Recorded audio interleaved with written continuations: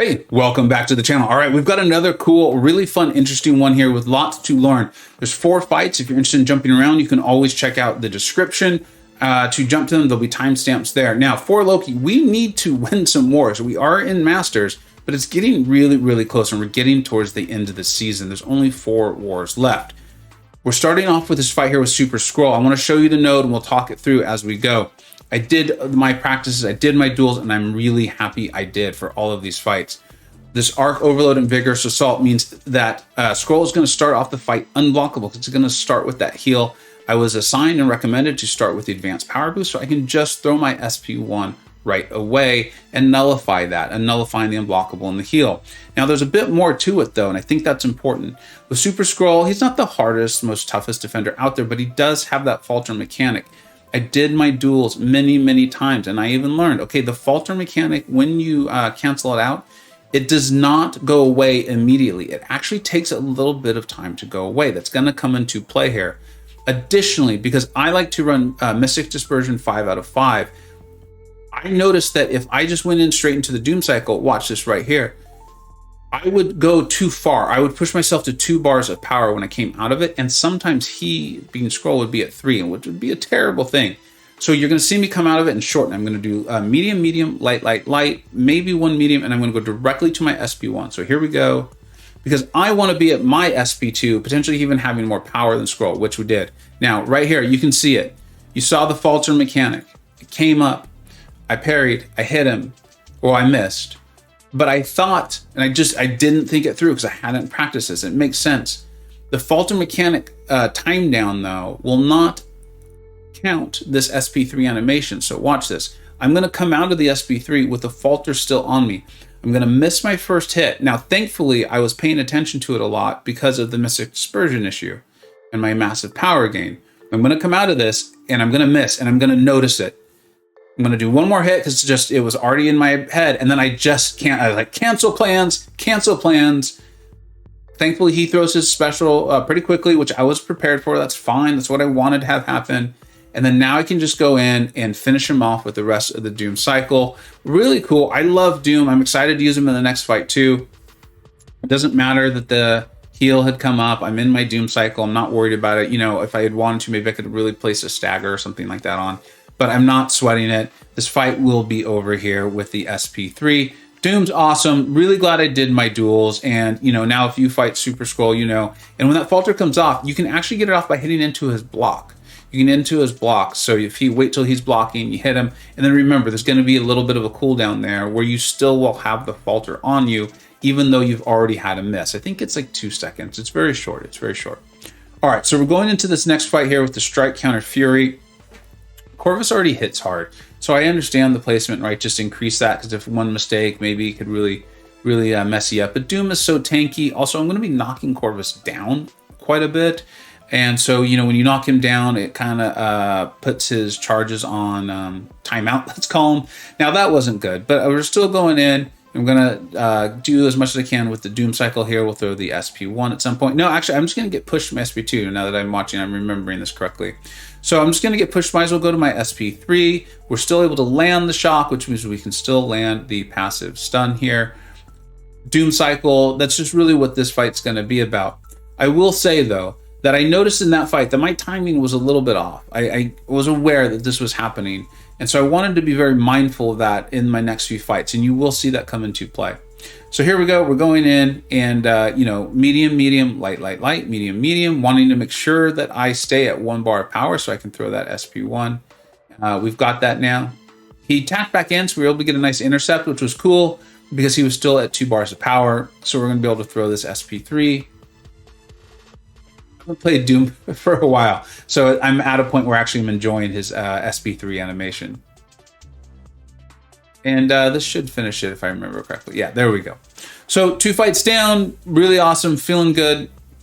I'm going to go on to a lane that I've been taking quite a bit lately. I've been enjoying it, got to improve quite a bit. You can see we'll be starting with the Icon's Ingenuity pre-fight because we want to start off with, to be able to throw our slow. This is the not encroaching stun, opportunity of stun, or something like window of opportunity stun. I'm going to play him completely stun immune because even if we did stun him when the timer is down, the damage would come back onto us. I throw my SP1. I love that about Sorcerer Supreme. The slow lands immediately upon throwing it.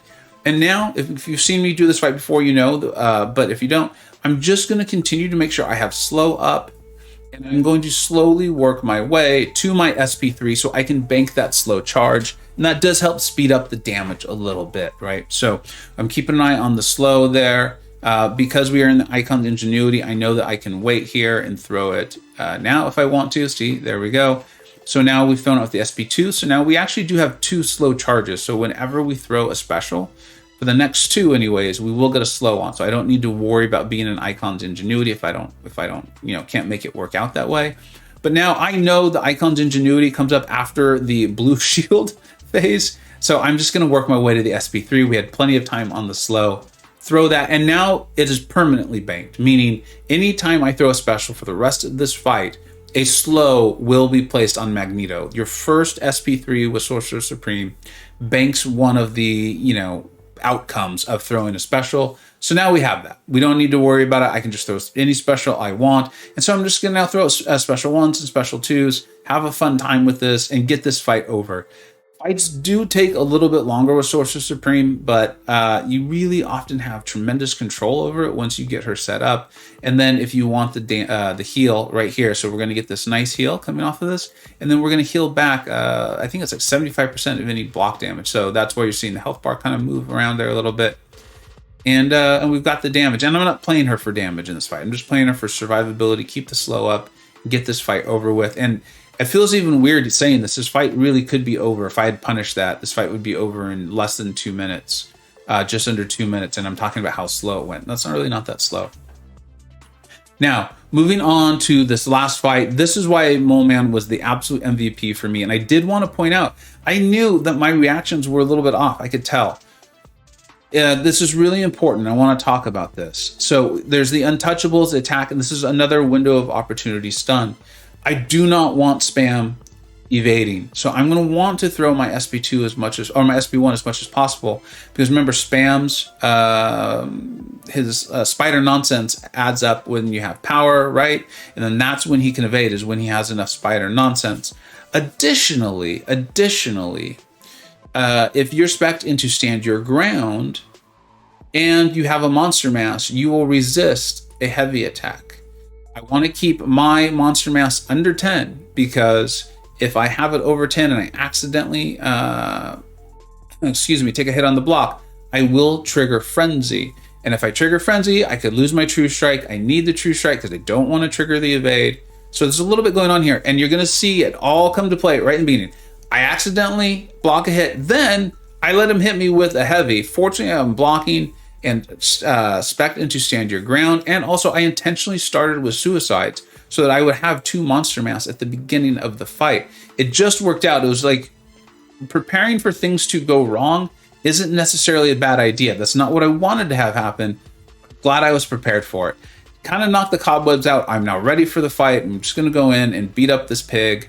I'm going to land some of the SP1s. Remember, I don't want to let my power grow if I can avoid it here, because I don't want him getting too much spider nonsense. Again, in case something goes wrong. I'm very comfortable at this point, so I'm now going to actually trigger Frenzy. There we go. And the fight is over. His health pool was low enough. I knew I would keep True Strike. Just in that fight, get out of there. Mole Man is awesome. I completely understand why I've been assigned him as much as I have. I love playing this guy. I actually call him a mole dude. I think a lot of you probably know that. I think he looks like a dude, right? Like from Big Lebowski. I don't know. Just does to me. And then shout out to Nerd for the awesome nickname of Giganto Cutie. I love that team. Mole Dude and Giganto Cutie. I don't have the screenshot from it, unfortunately, but we did lose this war. Things are getting tight. We are still in Masters, but we need to win a couple. We need to win a couple, and those will be coming up. So I will try to get those out very soon. Let me know how your war season is going. The matchups have been insanely tight. Lots of ties. I believe this actually, yeah, this was a tie. We watched AGT take out our boss with a tie score. We watched that live on stream. That was a lot of fun. So shout out to them. Well played. Obviously, it was a very close war. And let me know how your war season is going. Thank you so much for watching. Take care. I hope you either learned something, were entertained, or even better, a little bit of both.